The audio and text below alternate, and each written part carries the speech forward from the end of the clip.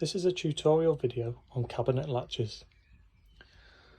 The way the cabinets close and latch are either by a push button lever, door handle, or magnetic. So going around the van, we have magnetic cupboards, self-closing drawer, magnetic, magnetic, magnetic, magnetic. Again, these just pull. All the top cabinets are the same. So down here, again, magnetic, self-closing drawer, or self-holding drawer. And then again, this is magnetic, this sliding table.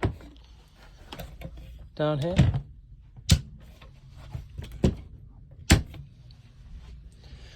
and then coming over here we have a push button to release the cabinet under the sink.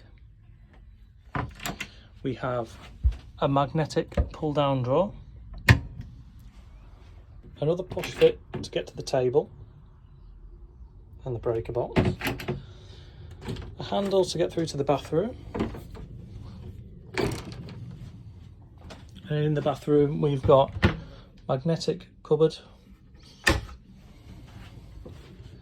a little lever for the wardrobe, and then a little push release for the mirror. Oh, not forgetting actually, we've got again magnetic cupboard up here.